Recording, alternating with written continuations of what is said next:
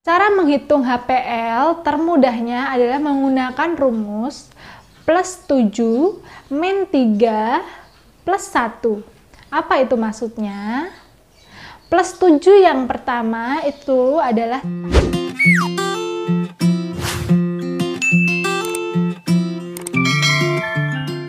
Halo, Assalamualaikum warahmatullahi wabarakatuh. Kembali lagi bersama Bunda Irawati, masih di channel Bunda Bidan Irawati. Pada kesempatan kali ini, Bunda akan membahas tema tentang kenapa HPL bidan dan dokter itu hasilnya berbeda.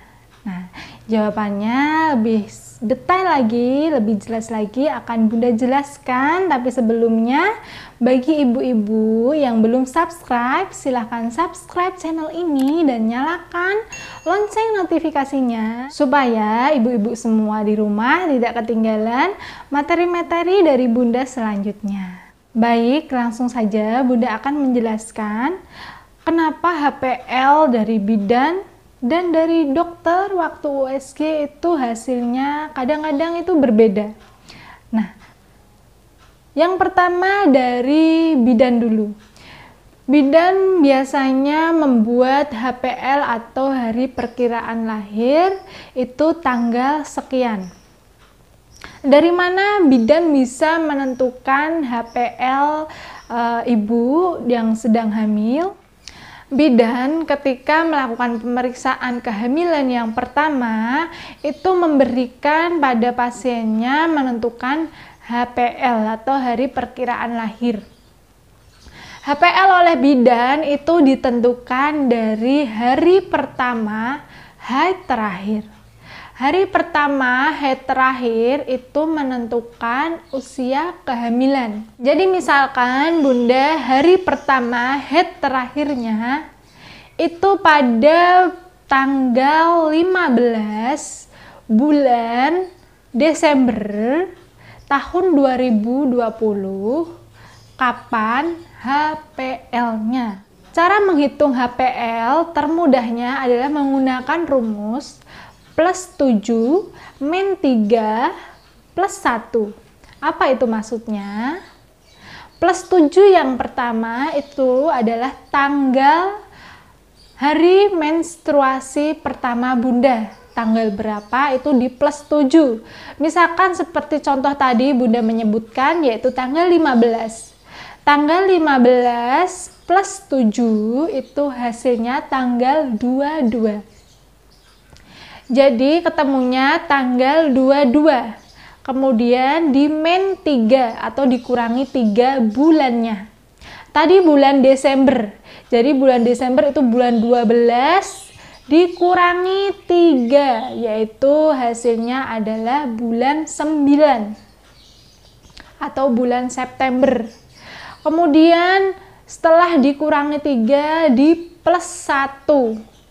Di plus 1 itu pada tahunnya. Misalkan tadi tahun 2020. Di plus 1 sama dengan 2021. Nah, demikian cara menghitung HPL menurut bidan. Kemudian setelah melakukan USG, ternyata didapatkan HPL yang berbeda. Jadi Bunda kemudian bingung, harus ngikut HPL USG, apa harus ngikut HPL bidan? Nah, di sini Bunda tidak boleh bingung.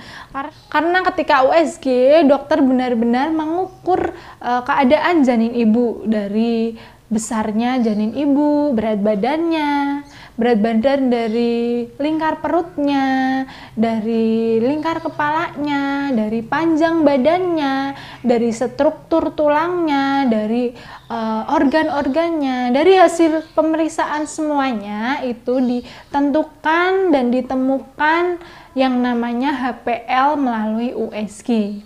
Paling selisihnya paling banyak itu 1 bulanan. tapi paling rata-ratanya selisihnya 1-2 mingguan. Jadi ibu tidak perlu khawatir akan selisih dari HPL USG dan HPL bidan. Yang terpenting nanti ketika sudah trimester 3, ibu harus melakukan USG lagi untuk terakhir kalinya untuk memastikan benar-benar kapan HPL-nya menurut kondisi akhir kehamilan bunda.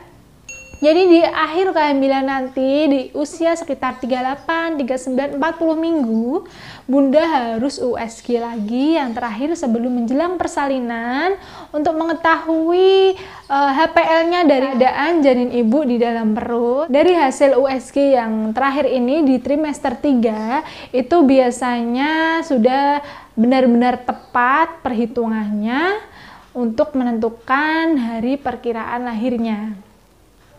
Jadi untuk selisihnya di usia kehamilan pertama, pertengahan itu tidak masalah. Yang penting di usia kehamilan terakhir itu HPL menentukan kapan waktunya bayi ibu bisa dilahirkan.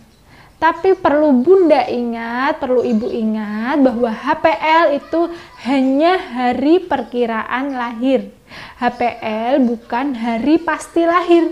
Jadi ketika bunda mendengar HPL atau sudah mendekati HPL atau sudah tepat di hari HPL, kok bayi bunda belum lahir, bunda jangan khawatir, jangan cemas, jangan galau. Bayi saya belum lahir padahal di usia HPL.